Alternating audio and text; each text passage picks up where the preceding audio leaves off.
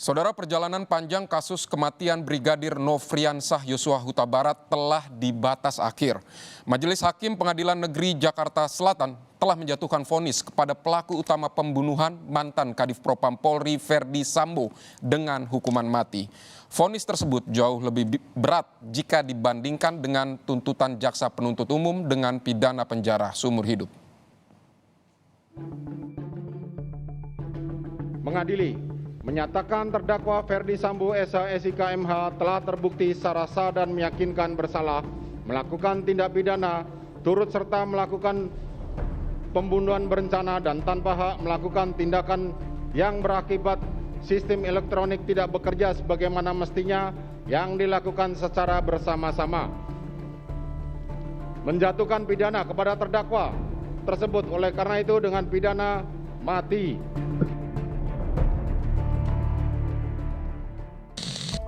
Pada babak akhir tewasnya Brigadir Yosua, kini Ferdi Sambo harus dihadapkan pada vonis pidana mati yang dijatuhkan oleh Pengadilan Negeri Jakarta Selatan. Bukan pelecehan ataupun pemerkosaan yang disebut-sebut oleh kubu Ferdi Sambo sebagai motif dibalik tewasnya Yosua. Mari simak saudara ulasan putusan akhir yang dijatuhkan oleh Pengadilan Negeri Jakarta Selatan kepada Ferdi Sambo sebagai sang aktor intelektual dibalik tewasnya Yosua. Perjalanan panjang kasus kematian Brigadir Nofriansah Yosua Huta Barat akhirnya menemui titik akhir. Majelis Hakim Pengadilan Negeri Jakarta Selatan telah menjatuhkan vonis kepada pelaku utama pembunuhan Yosua, mantan Kadif Propam Polri Ferdi Sambo dengan hukuman pidana mati. Hakim menilai Ferdi Sambo terbukti secara sah dan meyakinkan bersalah menghilangkan nyawa Yosua dengan sengaja dan telah melakukan perencanaan atas perbuatannya. Sambo juga terbukti melakukan tindak pidana menghalang-halangi proses penyidikan kematian Yosua dengan menghilangkan barang bukti serta membuat skenario mengaburkan peristiwa berdarah di rumah dinas mantan Kadif Propam Polri tersebut. Hal yang memberatkan, perbuatan terdakwa dilakukan terhadap ajudan sendiri yang telah mengabdi kepadanya kurang lebih selama 3 tahun. Perbuatan terdakwa telah mengakibatkan duka yang mendalam bagi keluarga Nofriansah Yosua Huta Barat. Akibat perbuatan terdakwa menimbulkan keresahan dan kegaduhan yang meluas di masyarakat. Perbuatan terdakwa tidak sepantasnya dilakukan dalam kedudukannya sebagai aparat penegak hukum dan pejabat utama Polri, yaitu Kadif Propam Polri. Perbuatan terdakwa telah mencoreng institusi Polri di mata masyarakat Indonesia dan dunia internasional. Perbuatan terdakwa telah menyebabkan banyaknya anggota Polri lainnya yang turut terlibat. Terdakwa berbelit-belit, memberikan keterangan di persidangan dan tidak mengakui perbuatannya. Meskipun majelis hakim mengamini terpenuhinya unsur pidana pembunuhan berencana yang dilakukan oleh Ferdi Sambo, namun majelis hakim justru menjatuhkan vonis hukuman yang jauh lebih berat dibandingkan dengan tuntutan jaksa penuntut umum. Yang mana sebelumnya jaksa penuntut umum menuntut Ferdi Sambo dengan tuntutan pidana seumur hidup. Mengadili menyatakan terdakwa Ferdi Sambo SH.SIK MH telah terbukti secara sah dan meyakinkan bersalah melakukan tindak pidana turut serta melakukan pembunuhan berencana dan tanpa hak melakukan tindakan yang berakibat sistem elektronik tidak bekerja sebagaimana mestinya yang dilakukan secara bersama-sama. Menjatuhkan pidana kepada terdakwa tersebut oleh karena itu dengan pidana mati. Sejak awal kasus ini mencuat, Ferdi Sambo dengan konsisten tidak mengakui keterlibatannya dalam hilangnya nyawa Yosua. Setidaknya butuh waktu 1 bulan untuk mengungkap keterlibatan Ferdi Sambo sebagai dalang di balik kematian Yosua. Tidak sedikit keterangan Ferdi Sambo yang berseberangan dan tidak sesuai dengan fakta yang terungkap dalam persidangan. Meski begitu, majelis hakim akhirnya sampai pada kesimpulan berdasarkan fakta persidangan dan segala pertimbangan hukum yang tertuang dalam putusannya. Berdasarkan uraian pertimbangan tersebut di atas, majelis hakim menyimpulkan bahwa terdakwa telah memikirkan bagaimana caranya melakukan pembunuhan tersebut. Terdakwa masih bisa memilih lokasi, terdakwa masih bisa memilih alat yang akan digunakan, dan terdakwa menggerakkan orang lain untuk membantunya. Menimbang bahwa pada saat terdakwa menembak korban Nofriansah Yosua Huta Barat dan menembak ke atas, terdakwa menggunakan senjata Glock dan senjata HS.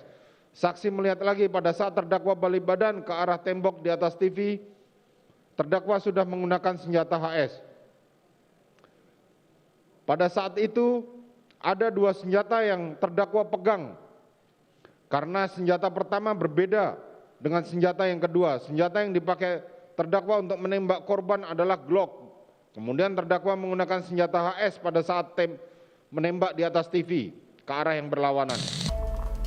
Narasi yang dibangun sejak awal kasus ini mencuat seolah bertolak belakang dengan fakta yang hadir di persidangan. Daftar panjang kebohongan Ferdy Sambo mulai dari mengaku tidak berada di lokasi kejadian saat terjadinya penembakan, tidak mengakui ikut menembaki Brigadir Yosua yang tengah meregang nyawa, pelecehan seksual yang tidak pernah terbukti dalam persidangan, hingga upaya Ferdy Sambo menghilangkan barang bukti tewasnya Brigadir Yosua menambah daftar panjang kebohongan yang dibangun oleh Ferdy Sambo. Di muka sidang, Ferdy Sambo menyebut tewasnya Yosua merupakan buntut dari dugaan pelecehan seksual yang dilakukan Yosua terhadap Putri Chandrawati. Jaksa penuntut umum dalam tuntutannya justru menduga telah terjadi perselingkuhan antara Yosua dengan Putri Chandrawati. Penderitaan yang menimpa saya dan keluarga hari ini diawali dari peristiwa yang dialami oleh istri saya, Putri Chandrawati, pada tanggal 7 Juli 2022. Pada tanggal 8 Juli 2022, istri saya yang terkasih Putri Chandrawati tiba dari Magelang dan menyampaikan bahwa dirinya telah diperkosa oleh almarhum Yosua sehari sebelumnya di rumah kami di Magelang. Tindakan saksi Putri Chandrawati yang sama sekali tidak memeriksakan diri ke dokter pasca dugaan pelecehan seksual. Padahal saksi Putri Chandrawati adalah merupakan seorang dokter yang sangat peduli dengan kesehatan dan kebersihan. Adanya inisiatif dari saksi Putri Chandrawati yang masih meminta dan bertemu untuk berbicara dengan korban selama 10-15 menit dalam kamar tertutup setelah dugaan pelecehan. Keterangan terdakwa Kuat Ma'ruf terkait duri dalam rumah tangga sehingga dapat disimpulkan tidak terjadi pelecehan pada tanggal 7 Juli 2022 di Magelang, melainkan perselingkuhan antara saksi Putri Chandrawati dan korban Nofriansah Yosua Huta Barat. Mematahkan keterangan Ferdy Sambo dan tuntutan jaksa penuntut umum, putusan majelis hakim menyebut dugaan motif pelecehan terhadap Putri Chandrawati tidak terbukti. Majelis hakim menyebut motif pembunuhan Yosua dilatar belakangi perasaan sakit hati Putri Chandrawati terhadap Brigadir Yosua. Meski tidak menerangkan penyebab rasa sakit hati yang dialami oleh Putri Chandrawati, namun pertimbangan majelis hakim merujuk pada surat edaran Mahkamah Agung serta fakta yang terungkap dalam persidangan Putri Chandrawati. Dengan demikian motif adanya kekerasan seksual yang dilakukan oleh korban Nofriansah Yosua Huta Barat terhadap Putri Chandrawati tidak dapat dibuktikan menurut hukum. Sehingga motif yang lebih tepat menurut majelis hakim adanya perbuatan atau sikap korban Nofriansah Yosua Huta Barat di mana perbuatan atau sikap tersebut yang menimbulkan perasaan sakit hati yang begitu mendalam terhadap Putri Chandrawati. Menimbang bahwa berdasarkan uraian pertimbangan di atas, majelis tidak memperoleh keyakinan yang cukup bahwa korban Nofriansah Yosua Huta Barat telah melakukan pelecehan seksual atau perkosaan atau bahkan perbuatan yang lebih dari itu kepada Putri Chandrawati, sehingga terhadap adanya alasan demikian patut dikesampingkan. Selain publik, tentu pihak yang paling menanti vonis Ferdy Sambo ialah keluarga almarhum Brigadir Yosua. Kedua orang tua Yosua pun hadir langsung di ruang sidang dengan memeluk foto sang putra sambil mengikuti sidang pembacaan vonis Ferdy Sambo.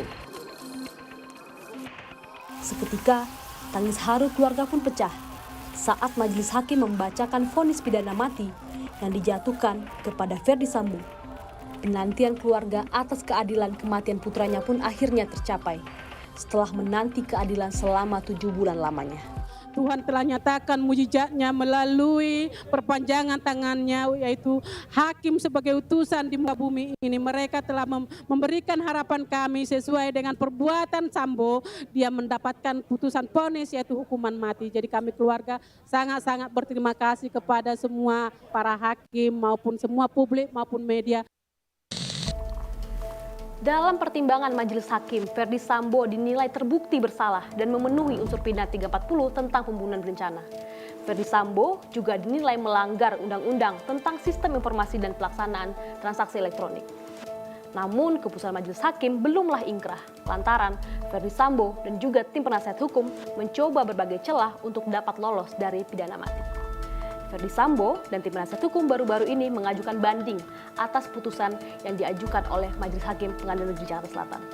Rizka Ananda, Riki Sultana, Kompas TV, Jakarta.